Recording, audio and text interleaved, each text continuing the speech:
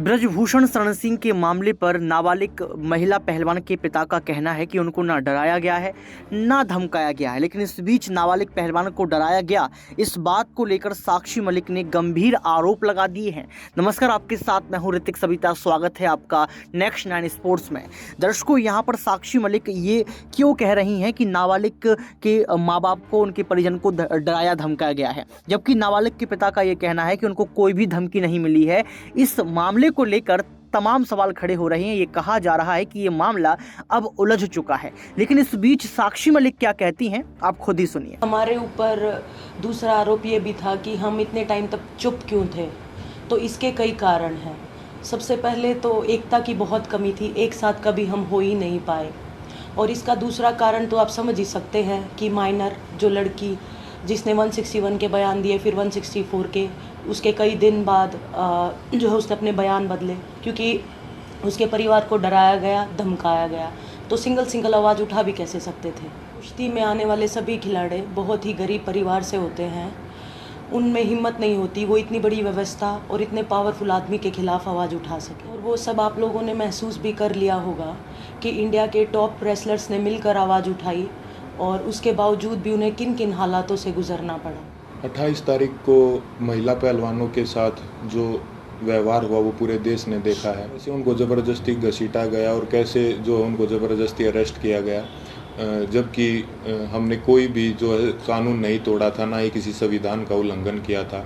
फिर भी हमारे ऊपर जो है इतना ज़ोर ज़बरदस्ती का और इतना बर्बर व्यवहार जो है किया गया पुलिस प्रशासन द्वारा। हम आप सबको ये क्लियर कर देना चाहते हैं कि जो 28 मई की जो महिला सम्मान महापंचायत की जो कॉल थी वो हमने नहीं दी थी, वो हमारे खाप चौधरियों ने दी थी महम में पंचायत के बाद।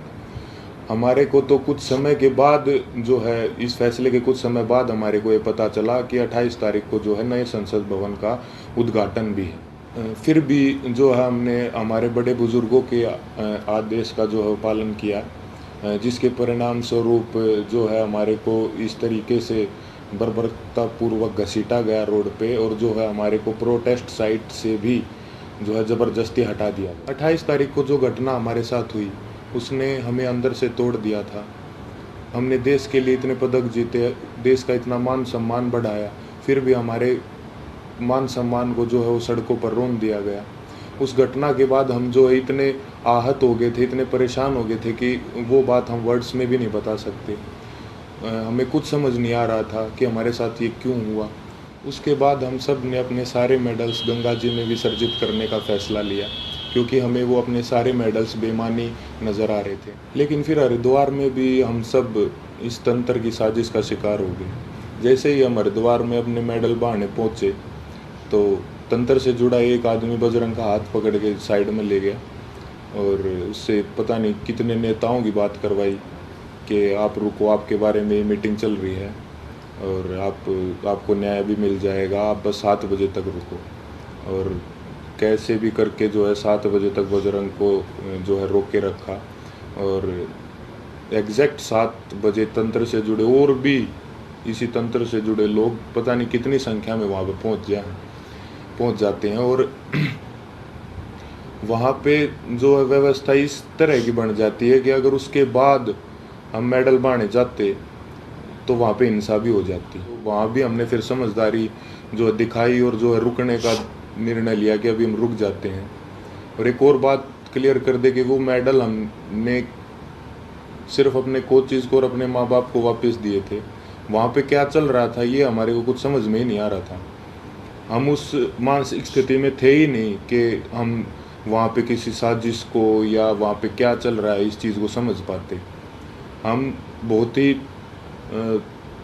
एक तनाव में और एक बहुत दुखी मन के साथ अपने जीवन की पूरी कष्ट कमाई को वहाँ लेके गए थे। लेकिन वहाँ पे क्या हुआ उसको, क्योंकि हम जो है आंदोलनकारी नहीं है ना, हमें एक्सपीरियंस है, हमने जो है पूरी ज़िंदगी कुश्ती करी है, ना सोशल लाइफ भी नहीं जिए, तो कई बार इस तरह के जो माहौल क्रिएट होते हैं वो नहीं समझ में आते। साथ में हम अपनी ज़िंदगी की पूरी कमाई वहाँ पे लेके गए हुए थे। इस घटना के बाद हमारी मानसिक स्थिति ऐसी हो गई थी कि हमें कुछ भी समझ नहीं आ रहा था कि कौन हमारे साथ है, कौन जो हमारे खिलाफ है, कौन इस तंत्र का हिस्सा है। हम दिमागी रूप से बिल्कुल जो है ब्लैंक आउट हो गए थे। और फिर उसके बाद कई लोग हमारे को मिलते रहे, कुछ कुछ समझाते रहे, हमारे को कुछ समझ नहीं आ रहा था कि किस पे विश्वास करें और किस पे ना करें। इसी बीच ये समझाया गया हमको कि होम मिनिस्टर सर से आपको मिलना चाहिए, क्योंकि जो है सारे समाधान वहीं से निकलेंगे। हम वहाँ पे सिर्फ अपनी बात रखने के लिए गए थे। और अब ये भी सुनने में आ रहा है कि कई खापे जो हैं वो हमसे नाराज़ हैं। मैं सबसे हाथ जोड़ के यही विनती करना चाहूँगा कि आप प्लीज़ अफवाहों पे ध्यान मत दो। अगर अनजाने में हमसे कोई गलती भी हुई हो तो हमें माफ़ करो। इतने दिन लगातार संघर्ष करने के बाद, इतने लोगों से मिलने के बाद हमने क्या महसूस किया है, क्या सीखा है, ये तो अभी हम आपको वर्ड्स में नहीं बता सकते। लेकिन हमने कई ऐसे इंसान भी देखे हैं हमारे साथ, और कई ऐसे संगठन देखे हैं जो निस्वार्थ भाव से जिन्होंने हमारा समर्थन किया है। हम उनका दिल से धन्यवाद करना चाहेंगे। संयुक्त किसान मोर्चा ने जो है पूरे जी जान से धरातल पे भी जो है हमारा जो समर्थन किया है। भाई चंद्रशेखर रावण का भी मैं दिल से धन्यवाद करना चाहूँगा, क्योंकि ये तंत्र जात पात में हमको बांटना चाहता था, लेकिन उस भाई ने हमारी दिल से सपोर्ट की है। तो चंद्रशेखर भाई का भी दिल से धन्यवाद। सत्यपाल मलिक जी का भी मैं धन्यवाद करना चाहूँगा कि उन्होंने हमारे को प्रेरित किया कि कैसे बेबाकी से अपनी बात जो है रखी जाती है। साथ ही सभी महिला संगठनों का भी मैं जो है दिल से धन्यवाद करना चाहूँगा कि उन्होंने जितनी ताकत उनमें थी हमारा सपोर्ट किया है। साथ ही छात्रों का भी, हर एक उस इंसान का जो निस्वार्थ भाव से हमारे पास हमारे समर्थन के लिए आए हैं, उनका हम दिल से धन्यवाद करना चाहेंगे। और हम चाहेंगे कि आगे भी मुसीबत के समय में आप हमारा ऐसे ही साथ दें। इसके लिए मैं धन्यवाद करना चाहूँगा बीजेपी लीडर जो हैं बबीता जी और तीर्थ राणा जी का, कि उन्होंने जो है पहलवानों को एकजुट करने का काम किया। साथ ही उन्होंने इस आवाज़ को उठाने के लिए उन्हें मोटिवेट भी किया। उसके बाद इन्होंने ही सरकार के साथ जो है मीडिएटर बन के जो पहलवानों को एक कमेटी का नाम दे के जो है आश्वासन दिलवाया सरकार से, यही उसके बीच में जो है मीडिएटर थे। हालांकि वो बस एक आश्वासन ही निकला, क्योंकि उसके बाद जो है उस कमेटी का कोई रिज़ल्ट नहीं निकला, और रेसलिंग फेडरेशन ने अपना काम वापस से वैसे ही सुचारू रूप से जारी रखा, जिसकी वजह से फिर हमें 3 महीने के बाद वेट करके जब हमें न्याय नहीं मिला तो हमें दोबारा जो है वो जंतर मंतर पर आना पड़ा। तो देखा आपने इस वीडियो को देखने के बाद आपको पता लग गया होगा कि साक्षी मलिक ने कहा कि नाबालिग पहलवान के परिवार को डराया गया है, धमकाया गया है। इस पूरे मामले में नाबालिग के पहलवान के पिता का जो है जवाब सामने आया, तो जवाब में यही कहा गया कि ना ही डराया गया है, ना ही धमकाया गया है, केस वापस ले लिया गया है, ऐसा कुछ नहीं हुआ था। लेकिन पहले FIR दर्ज हो जाती है, फिर FIR को वापस ले लिया जाता है। तो इसके लेकर तमाम सवाल ये खड़े हो रहे हैं कि क्या सच में बीजेपी पार्टी भारत देश में तानाशाही कर रही है?